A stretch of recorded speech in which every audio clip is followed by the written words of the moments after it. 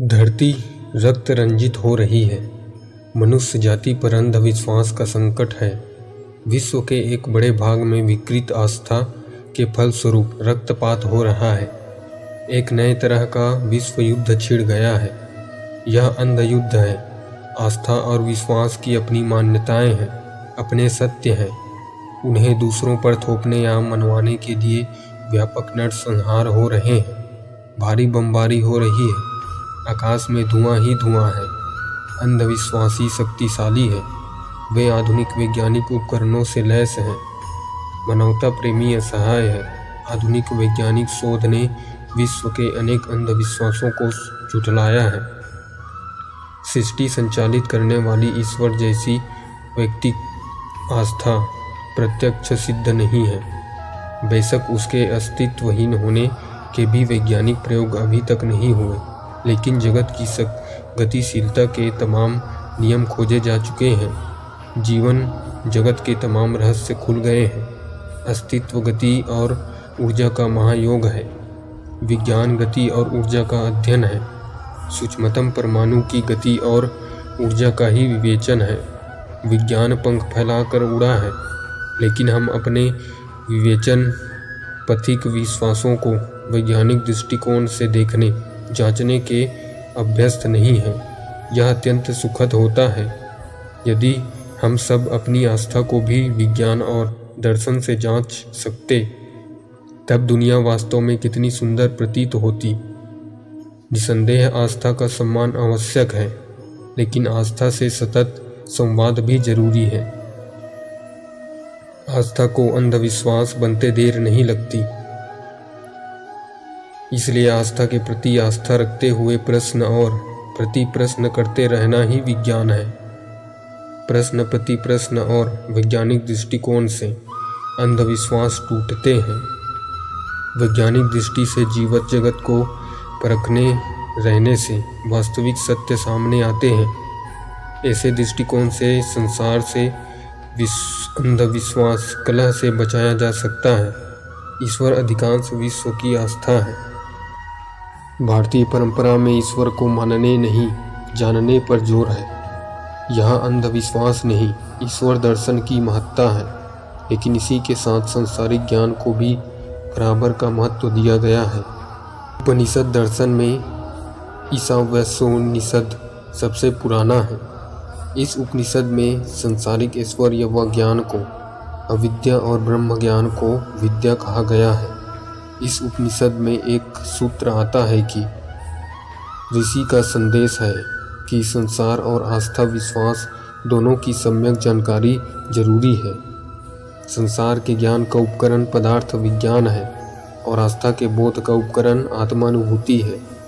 योग विज्ञानी पतंजलि ने स्मृति की सुंदर परिभाषा की है। योग सूत्र में वे कहते हैं कि दूसरे से प्राप्त या चुराए गए ज्ञान से भिन्न स्वयं अनुभव किए गए विषय का बोध स्मृति है। यह बड़ा वैज्ञानिक सूत्र है। सुनी सुनाई दूसरे की बताई जानकारी अर्थहीन है। पतंजलि ने ऐसे जानकारी के लिए बड़ा कठोर शब्द प्रयोग किया है, असंप्रमोस। इसका सीधा अर्थ है अस्तेय या चोरी है। अंधविश्वासों में ऐसी ही मान्यताएं हैं। आस्तिक दुनिया को ईश्वर की रचना मानते हैं। क्या ईश्वर अपनी ही रचना का संहार चाहेगा? सर्वशक्तिमान ईश्वर ऐसा काम मनुष्यों को क्यों सौंपेगा? परमपिता और दयालु ईश्वर रक्तपात का समर्थक कैसे होगा? सत्य जानने के लिए यहाँ ज्ञान विज्ञान और दर्शन से प्राप्त तमाम जानकारियाँ हैं। धर्म पंथ मत और विचार का उद्देश्य मनुष्य और समस्त प्राणी जगत को सुखमय बनाना है। मनुष्य जाति को मारकर क्या मिलेगा? शव, चित्कार, हाहाकार और शोक के अलावा क्या उपलब्धि होगी? विज्ञान और दर्शन से सीखने के अलावा और कोई मार्ग नहीं। विज्ञान सत्य का झरोखा है। सत्य का साक्षात्कार बड़ा प्यारा शब्द है। साक्षात्कार का अर्थ है अक्ष या आँख के सामने। अक्ष का अर्थ इंद्रिय बोध भी है। आँख के सामने नहीं तो सुनने, सूंघने, स्वाद लेने या स्पर्श करने की गतिविधि भी पर्याप्त है। अनुमानन से प्रत्यक्ष प्रमाण की ओर बढ़ना असंभव नहीं है। ईशावास्योपनिषद में इस सत्य व संसार सत्य देखने की अभिलाषा है। पूषा वैदिक काल के प्रसिद्ध देव प्रतीक हैं। उनसे स्तुति है कि हिरण्य पात्र से ढके सत्य का अनावरण करो। हम सत्य दर्शन के अभिलाषी हैं। पात्र हटाओ और सत्य दिखाओ। सत्य पर अंधविश्वास का आवरण है। वैज्ञानिक दृष्टिकोण जरूरी है। विज्ञान सत्य प्राप्ति का दिव्य उपकरण है। इस स्तुति में पूषा की जगह विज्ञान रख दे तो प्रार्थना का रूप स्वरूप आधुनिक हो सकता है। तब स्तुति होगी। तमाम तरंगों से आच्छादित प्रकृति के नियमों को हम जानना चाहते हैं। हे विज्ञान देवी, अस्पष्ट तरंगों का यह आच्छादन हटाओ और हमें जीवन जगत के मूल रहस्यों को दिखाओ। हम सत्यनिष्ठ हैं, आवरण हटाओ। विश्व परिवार के सामने अस्तित्व का संकट है। आस्था और विश्वास चरमराने लगा है। इस समस्या का समाधान करने में विलंब नहीं किया जाना चाहिए। आस्था और विश्वास हमारे जीवन का आधार है। भारतीय चिंतन दर्शन में प्रश्न और तर्क को ज्ञान का उपकरण माना गया है। यजुर्वेद में प्रश्नों को देवता बताया गया है। प्रश्न पूछे जाने चाहिए कि निर्दोषों के नरसंहार से ईश्वर का क्या संबंध है। विश्वासी होना ठीक है, लेकिन इसके साथ खोजी होना आधुनिकता का ही गुण है। रक्तपात और हिंसा को ईश्वर के साथ जोड़ने वाले मानवता विरोधी है। इसे सभ्यताओं का संघर्ष भी नहीं कहा जा सकता। यह क्लैश ऑफ सिविलाइजेशन नहीं है। सभ्यता और बर्बरता का संघर्ष है। सभ्यता और संस्कृति मर रही है, लहूलुहान है।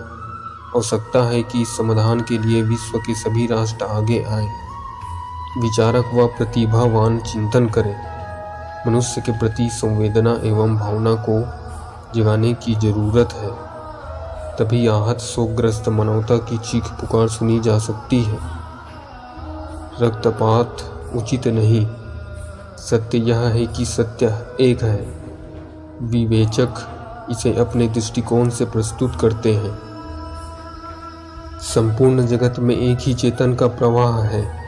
यह एक चेतन या ऊर्जा ही सभी रूपों और तरंगों में प्रकट होती है। इसे ईश्वर कहने में कोई कठिनाई नहीं है। कठिनाई तब है जब हम विराट परम चेतन या परम ऊर्जा को व्यक्तित्व इकाई के रूप में देखते हैं। तब सबके सामने ईश्वर हो जाते हैं। तमाम ईश्वर भक्त अपने अपने ईश्वर के समर्थन में विभाजित हो जाते हैं और कट्टर होकर युद्धरत भी हो जाते हैं। विज्ञान और भारतीय दर्शन इस विभाजन को एक बताते हैं। समूचा अस्तित्व एक ही है। विज्ञान से सत्य का उद्घाटन होता है, लेकिन विज्ञान की सीमा है। विज्ञान सत्य में शिव की स्थापना नहीं कर सकता। शिव और लोक मंगल पर्यायवाची है। बम या परमाणु बनाने वाले वैज्ञानिक ऊर्जा का सत्य उद्घाटित करने में सफल हुए हैं, लेकिन उनके दुरुपयोग होने पर विज्ञान का कोई वश नहीं है। विज्ञान की शक्ति बड़ी है, वह दुर्गा है, लेकिन विज्ञान की यह देवी मात्र रूपेण संस्थिता नहीं है। यह वात्सल्य ममत्व से रीति है। अंधविश्वास के हाथ में आधुनिक संहार शक्ति खतरनाक है। आस्था विश्वास से तर्क और संवाद के द्वारा वश में करना ही चाहिए।